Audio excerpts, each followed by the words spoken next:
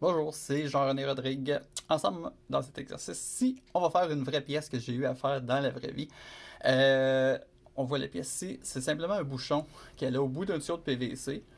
Un tuyau de PVC que j'avais rempli de sable pour faire un ballast pour un véhicule électrique que j'avais fabriqué avec les étudiants. Donc c'est juste pour se conformer à un règlement de poids pour le véhicule.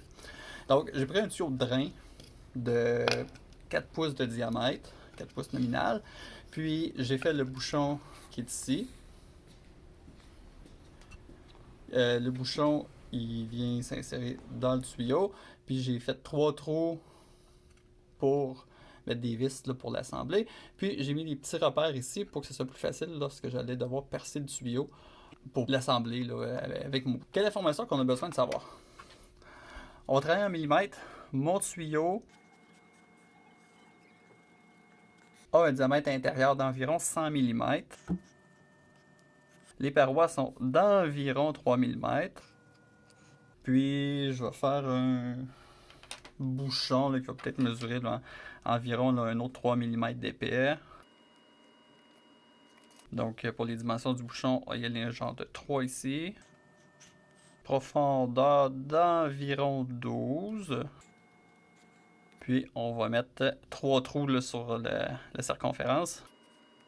De diamètre là, de ça va être vérifié, là, mais à peu près 3,5 mm. Et qu'allons-y, on se déplace vers Fusion 360. Hey, on va travailler de même, là, ça va bien aller. Donc, j'ai le dessin à produire là, j'ai Fusion. Ben non, c'est une joke là, je vais pas filmer mon écran là. On va passer en mode capture d'écran. Ok, là, nous voilà dans Fusion pour de vrai. Donc, le résultat final, ça va ressembler à ça. On va se démarrer un nouveau dessin avec les unités en millimètres. Il y a plusieurs stratégies que je pourrais utiliser pour faire mon bouchon. Fait que je vais en faire deux. Je vais en faire une avec des extrusions, puis je vais en faire une autre avec une révolution. Fait que disons que je commence avec les extrusions. Je vais commencer une esquisse sur le plan de dessus parce que je veux dessiner mon bouchon disons, à l'horizontale. On a dit que ben, le bouchon avait une forme circulaire. Il était supposé rentrer dans un tuyau qui avait un diamètre de 100 mm. Je vais faire un cercle de 100 mm de diamètre. Puis, je vais l'extruder. Je vais passer dans solide, extrusion. Je vais donner une épaisseur à mon bloc. J'ai dit 12 mm dans la vidéo précédente, c'est une erreur, je vais dire 20. Avec 20. Puis on clique sur OK. Puis après ça, ça prend comme le dessus là, qui va être un petit peu plus large.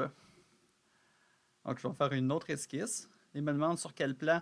Je peux choisir encore les 3 plans de base, mais je peux aussi choisir une face d'un solide là, qui a été généré avant. Puis je vais prendre la face supérieure de mon cylindre. Encore me démarrer un nouveau cercle. Je m'assure de m'accrocher sur le centre de mon cercle. Et là, je vais faire un diamètre de 106. Donc, c'est le diamètre du tuyau plus 3 mm de chaque côté pour les parois. Je peux écrire 100 plus 3 ou je peux écrire 106. Les deux vont fonctionner. Suivi de la touche Entrée. Et je retourne dans Solide. Je fais le bouton Extrusion. Il me demande de sélectionner les contours. C'est important de sélectionner les deux contours avec d'autres logiciels. Si vous êtes, disons que vous avez une expérience avec SolidWorks, par exemple, il va automatiquement euh, penser que vous voulez extruder la dernière esquisse que vous venez de faire. Donc, la dernière esquisse qu'on a faite, c'est le plus grand cercle de 106 de diamètre. Fusion, il n'est pas comme ça. Il est différent. Il faut cliquer sur la surface ici là, du premier cercle et il faut cliquer dans comme le bang qui fait tout le tour. Et si vous regardez ici, où est-ce que mon curseur, dans contour, j'ai deux objets sélectionnés, donc le cercle de 100 mm, puis ensuite le bang, le contour là, de 106 mm de diamètre. Puis après ça, un côté, quelle distance qu'on veut, environ un 3 mm d'épais qu'on avait dit précédemment. Puis on va s'assurer à opération que ce soit bien joindre qui est sélectionné, parce qu'on veut joindre les deux cylindres qu'on vient de créer. Et on clique sur OK.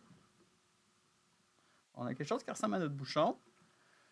On a dit qu'on voulait mettre des trous tout le tour pour l'assembler avec des vis.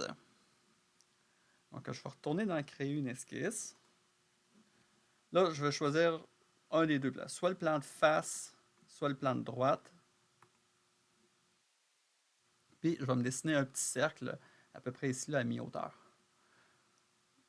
Donc, je prends un cercle, je viens me placer dans le milieu, un diamètre quelconque. On va venir lui mettre une dimension à 3,5 mm. Je vais appuyer sur la touche échappe au clavier là, pour quitter le mode de cotation. Je regarde, mon cercle est encore en bleu, puis je peux le déplacer n'importe où. En fait, il n'est pas accroché sur rien. Fait que là, ça me prend des géométries de référence ou des contraintes pour venir le positionner dans l'espace. Il y a plein de manières de le faire. Je pourrais dire, OK, je vais dire que je veux que le centre de mon cercle puis l'origine soient à la verticale l'un de l'autre. Fait que je vais choisir ici, dans les esquisses, contraintes, le premier à gauche, horizontal, vertical. Puis après ça, je vais cliquer sur le centre de mon cercle, suivi de l'origine de mon cercle. Pouf, les deux viennent se mettre à la verticale. Je peux appuyer sur échappe au clavier encore pour sortir de la fonction. Puis là, je peux prendre mon cercle encore puis essayer de le déplacer. Puis là, je peux seulement le déplacer de haut en bas. Après ça, je peux y mettre une cote, par exemple, de l'origine jusqu'au centre du cercle, 10 mm. Ce que j'aime bien, si je veux que ça soit à mi-hauteur, je suis bien fan là, des lignes de construction. Fait que je me trace une ligne qui commence à mon origine, puis qui s'en va jusqu'au point milieu ici, la bordure de mon cylindre. Puis je vais simplement venir les mettre les deux un sur le point milieu de l'autre. Fait qu'encore là, je vais dans esquisse, contrainte, point milieu qui est le triangle. Je clique sur le triangle, je clique sur la ligne, je clique sur le centre du cercle et bingo. Là, mon cercle est maintenant en noir.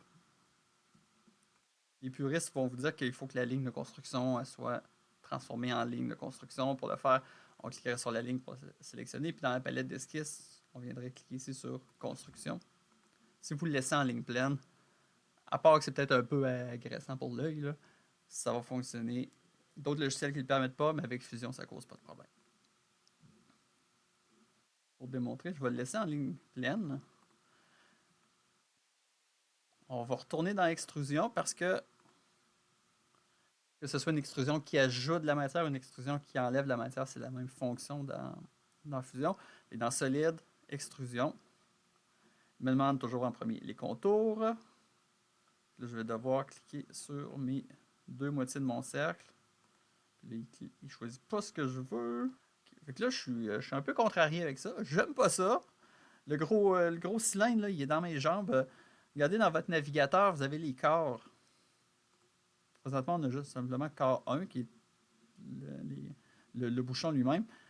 Cliquez sur le petit œil à gauche, il va disparaître. On peut cliquer sur l'œil pour le faire réapparaître. Regarde, faites-le disparaître. On peut facilement venir cliquer dans les deux moitiés de mon cercle. Puis là, on peut le faire réapparaître. En bas, on a déjà mis opération à couper, ça c'est correct. Fait qu'il faudrait juste à prendre la petite flèche ici comme ça, puis venir l'étirer. Ou venir rentrer une distance. Ou dire type d'étendue, tout. Dans tous les cas, ça va percer à travers toute ma pièce. Et on clique sur OK.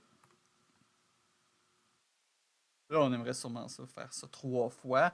Fait qu'on ne le refera pas 3 fois. On va faire un réseau. Fait qu'on va aller dans Créer, réseau circulaire. Qu'est-ce qu'on veut répéter? Ben, en fait, c'est une fonction qu'on veut répéter. Quelle fonction on veut répéter? Ben, c'est le trou. Fait que vous pouvez cliquer directement dans le trou. Paf! Et là, il vient vous dire une fonction sélectionnée. Sinon, on aurait pu aussi venir le sélectionner là, dans notre historique en bas. Pardon. L'axe, on va sélectionner l'axe bleu. Un tour complet. Quantité, ben, il a deviné que j'en voulais 3. Il n'a pas deviné, c'est juste un hasard. J'en veux 3. Et on clique sur OK. Pour être conforme au bouchon que je vous ai montré au début, j'avais fait un enlèvement de matière au milieu juste pour consommer moins de plastique quand j'allais le fabriquer. Et je vais me mettre, pour terminer, sur la face du dessous. Je démarre une nouvelle esquisse. On peut sélectionner le plan, puis ensuite cliquer sur le bouton esquisse. On peut cliquer sur le bouton esquisse, puis ensuite il va me demander quel plan. Choisir le plan. Dans tous les cas, je vais mettre un mur peut-être d'à peu près, disons 6 mm d'épais. Et je peux prendre l'outil décalage. Ben, en fait, je peux prendre l'outil cercle. faire un cercle, donner une dimension. C'est pas ça que je vais faire. Je vais prendre l'outil décalage dans modifier. Cliquez sur votre arête. Puis, il vous propose le cercle là, qui est en rouge. Juste à rentrer la distance. Dans mon cas, disons moins 6 mm. J'avais mis plus 6. Le cercle serait vers l'extérieur, c'est pas pire que ça. Moins 6. Puis, on clique sur OK. Fait qu'on a deux cercles, ben, on fait un cercle concentrique au contour de notre cylindre. On va aller encore dans Solide, Extrusion. On clique sur notre nouveau cercle qu'on vient de dessiner. Puis là, quelle hauteur on veut monter? Je vais aller à moins 18. Puis je m'assure d'être opération coupée. Et on clique sur OK. Ça, c'est exactement, ou à peu près exactement, la pièce que je vous ai montrée en début de vidéo, faite avec la technique des extrusions. Fait que je vous invite à le reproduire. Ensuite, dans la vidéo suivante, on va le refaire, mais juste avec une autre stratégie, en utilisant l'outil de révolution. Fait que à tout de suite.